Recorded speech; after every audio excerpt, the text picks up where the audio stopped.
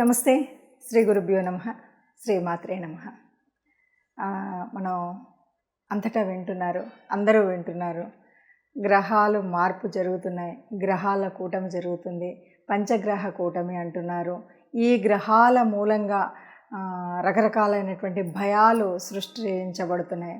రకరకాలైనటువంటి కొంతమంది దీనివల్ల చాలా విపరీతాలు జరుగుతాయని ఇలాంటివి రకరకాలు వింటున్నటువంటి సందర్భంలో ఈ వీడియో మీకు కొంత ఉపయోగపడుతుందన్న ఉద్దేశంగా ఈ వీడియోని వేస్తున్నాను. అయితే పంచగ్రహ కూటమి అంటే ఏంటి అనగానే మనకు చాలా వరకు తెలుసు. ఎప్పుడు కూడా గ్రహాలు అనేటువంటివి కదులుతూ ఉంటాయి. ఏ గ్రహమైనా సరే ఒక్కొక్క గ్రహానికి వేగం ఎక్కువ, ఒక గ్రహానికి తక్కువ. ఈ గ్రహాలు వేగం ఎక్కువ ఉన్నా తక్కువ ఉన్నా నిరంతరం చెల్లిస్తూ ఉన్నటువంటి ఈ గ్రహాలు అనుకోకుండా కొన్నిసార్లు ఒక్కొక్క గ్రహంతో యుతి చెందడం, కలిసి ఉండడం, దగ్గరికి చేరడం, అన్నీ ఒక చోటికి రావడం ఇలాంటివి జరుగుతూ ఉంటాయి. అలాగే మనకు 3 గ్రహాలు, 4 గ్రహాలు, 5 గ్రహాలు, 6 గ్రహాలు అంటే పంచగ్రహం, శ్రేష్ఠ గ్రహాలు ఇలా అంటుంటాం కదా. ఇలా జరుగుతూ ఉంటాయి. సరే, ఇప్పుడు జరిగినటువంటి పంచగ్రహ కూటమి ఏదైతే ఇప్పుడు రాబోతున్నటువంటి పంచగ్రహ కూటమి ఏంటంటే ఇంతకుముందు మరి జరగలేదా అంటే జరుగుతాయి, ఎప్పుడు జరుగుతూ ఉంటాయి. 12 సంవత్సరాల క్రితము వచ్చినటువంటి పంచగ్రహ కూటమి ఏదైతే ఉందో దానివల్ల కొన్ని విపత్తులు అయితే వచ్చాయి అన్నది మన వాళ్ళు చెప్పేటువంటి మాట. అది పంచగ్రహ కూటమి వల్లనేనా, లేదా పంచగ్రహ కూటమి వస్తే వస్తుందా, లేదా ఇంకా వివిధ కారణాల, ఏదేమన్నా సరే ఇంతకుముందు పంచగ్రహ కూటమి ఉన్నప్పుడు వచ్చినటువంటి విపత్తు అయితే దేశం చూసింది.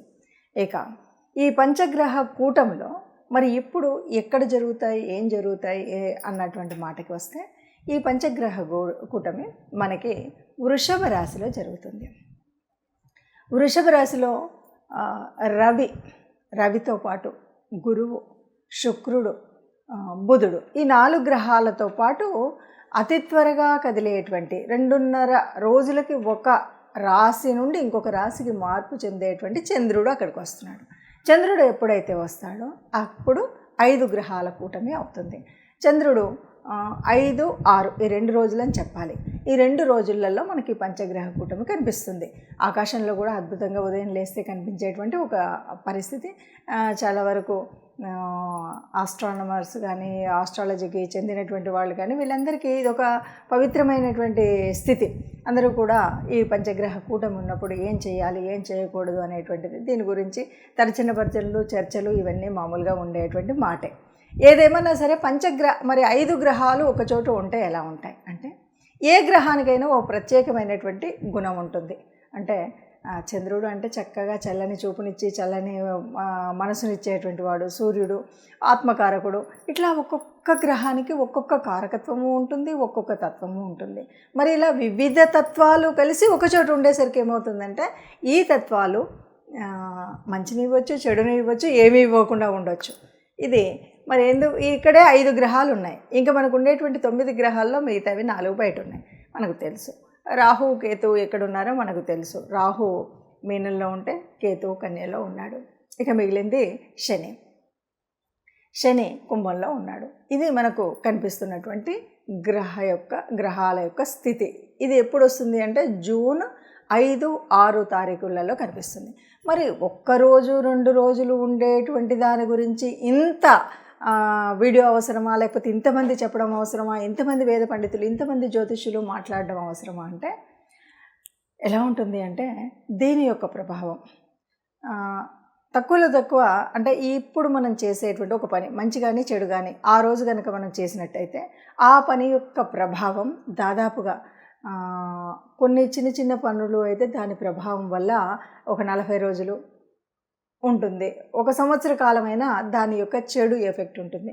ఏదైనా మనం తెలియకుండా మన కర్మకాలి కొన్ని చెడు పద్ధతుల్లోకి కనుక పడినట్టయితే ఇది ఒక పుష్కర కాలం, ఈ కష్టం అనేటువంటిది మనకు కనిపిస్తుంది.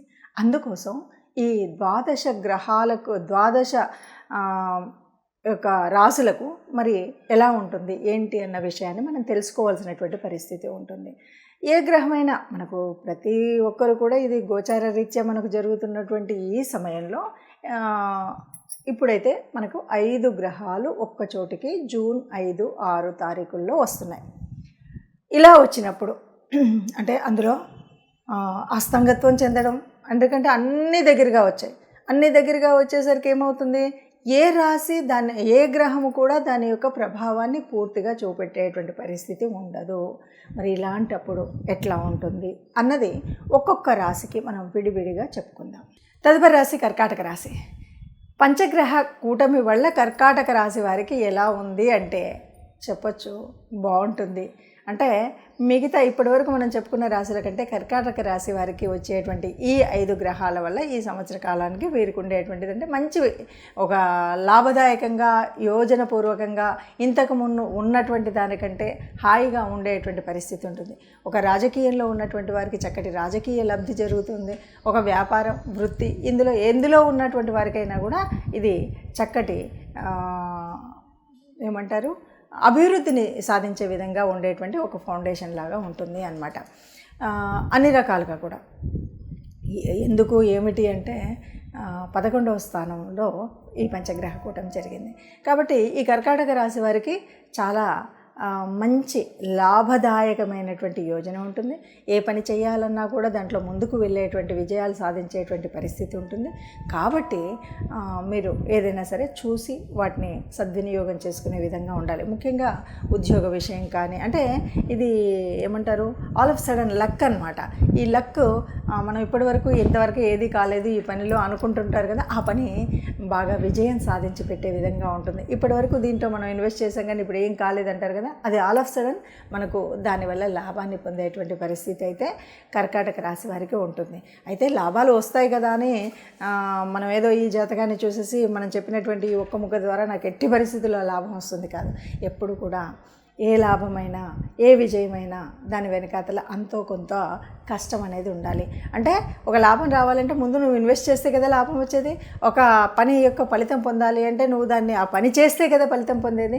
కాబట్టి నువ్వు ఆ పనిని సద్వినియోగపరంగా ఉందా లేదా అనేటువంటి యోజన చేసి ఆ లాభపూర్వకమైనటువంటి పని చేయడం కోసం నువ్వు యోజన చేసి అందులో పెట్టుబడి పెడితే తప్పనిసరిగా, అంటే కేవలం నేను పెట్టుబడులు అంటే వ్యాపారం వీటిలోనే కాదు, నువ్వు శ్రమతో నువ్వు చేసేటువంటి పనికి కూడా విజయాలు కావాలంటే శ్రమ మాత్రం ఉండాలి అని చెప్పాలి. ఇది మనం మామూలుగా మన యొక్క మనుషులకు సంబంధించినటువంటి విషయం. ఇంతే కాదు, ఇలా పంచగ్రహ కూటమి జరిగినప్పుడు దేశానికి విశ్వానికి కూడా మంచి చెడు అనేటువంటి జరుగుతుంది. ప్రత్యేకించి మరి మన భారతదేశానికి అనగానే ఈ దేశం వరకు మనం చూసుకున్నట్టయితే అనుకోని మార్పులు, ముఖ్యంగా రాజకీయంగా అంటే ప్రభుత్వానికి సంబంధించింది. పూర్వకాలం అయితే రాజులు వాళ్ళకి సంబంధించినటువంటిది, దేశాన్ని పరిపాలించే వాళ్ళ గురించి అనేటువంటిది ఉంటుంది. ఆ పరిపాలనా విధానంలో పెద్ద మార్పులు, పెను మార్పులు జరిగేటువంటి అవకాశం అయితే మనకు ఈ పంచగ్రహ కూటమి మూలంగా జరిగేటువంటి అవకాశం ఉంటుంది.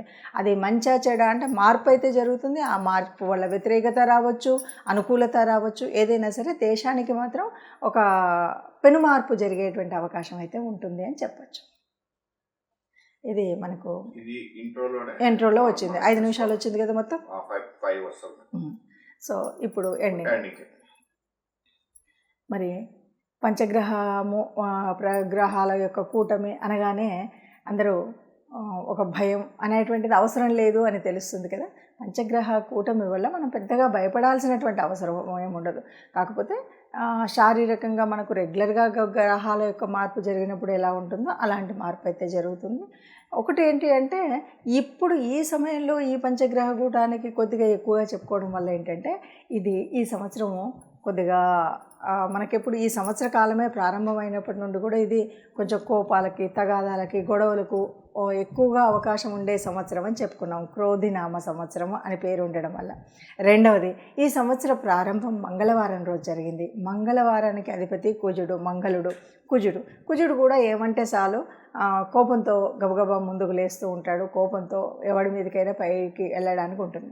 ఈ ప్రభావం ఏదైతే ఉందో ఈ ప్రభావం మన మీద పడకుండా ఉండడం కోసం కాస్త శాంతియుతంగా ఉండాలి, నెమ్మదిగా ఉండాలి. ఎందుకంటే సహజ సిద్ధంగానే కోపతాపాలు ఎక్కువగా ఉండేటువంటి ఈ సంవత్సరంలో ఇలాంటివి రాకుండా మనం మన మనసుని కనుక కంట్రోల్ చేసుకోగలిగితే గ్రహాల స్థితి ఎట్లా ఉన్నా ఏమీ కాదు. ఇంతేకాదు, ముఖ్యంగా మనం కొన్ని పరిహారాలు ఏమంటే అమ్మవారిని ఆరాధించడం, చక్కగా లలిత అమ్మవారిని స్తోత్రం చేయడం, 5, 6 తేదీల్లో ఏవైనా ముఖ్యమైనటువంటి పనులుంటే ఆ పనులను ప్రారంభించకుండా ఉండడం.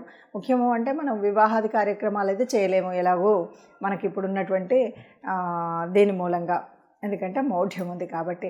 ఇక మనం చేసేటువంటివి గృహారంభాలు ఇవి కూడా చేయం. కానీ కొన్నిసార్లు ఎలా అంటే ఇంకా జీవితానికి పునాది వేసేటువంటి కొన్ని కార్యక్రమాలు మొదలు పెడుతూ ఉంటుంటారు. అలాంటి కార్యక్రమాలు ఇవి కూడా చేయకపోవడం, పెద్ద డెసిషన్కి మార్పు వచ్చేటువంటి విషయాల్లో ఏ డెసిషన్స్ తీసుకోవడం, ఇలాంటివి మనం చెయ్యకుండా ఉంటే మంచిది. ఒకవేళ ఏదో అయ్యింది అయినా సరే మనం ఇష్టదేవత ఆరాధన, లలిత అమ్మవారి ఆరాధన చేయడం అనేటువంటిది మర్చిపోకుండా చేయవలసినటువంటి పని. ఈ రెంటికి తోడు వీలైనప్పుడల్లా ఈ సంవత్సర కాలం అంతా కూడా నవగ్రహ మండపానికి వెళ్ళాలి. తప్పనిసరిగా నవగ్రహ మండపానికి వీలైనప్పుడల్లా వెళ్ళడం, నవగ్రహ ప్రదక్షిణ చేయడం, లేదు మనకు వీలైతే ఇంట్లోనే కూర్చొని నవగ్రహాలకు సంబంధించిన స్తోత్రాలని చదువుకోవడం. ఇవన్నీ కూడా కాలేదండి మాతో అన్నప్పుడు ఒక పని చేయొచ్చు.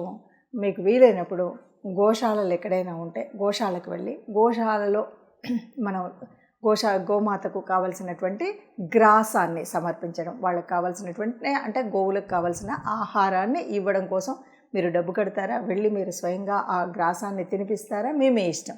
మొత్తాన్ని గోగ్రాసాన్ని అందచేయడం అనేటువంటి విషయాన్ని మర్చిపోకుండా అందచేస్తే కనుక ఈ గ్రహాల మార్పు వల్ల వచ్చినటువంటి ఏ రకమైనటువంటి కష్టం నష్టం అంతగా ఎఫెక్ట్ లేకుండా హాయిగా ఉండగలుగుతాము అని చెప్పొచ్చు. అందరం సుఖంగా ఉండాలన్నదే.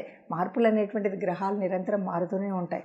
కానీ పుట్టినటువంటి మనం సుఖంగా సంతోషంగా ఉండాలి అన్నది అందరికీ ఆలోచన. అందరం సుఖంగా ఉండాలి, అందులో మనం ఉండాలి. నమస్తే. సర్వే జనా సుఖినో భవంతు.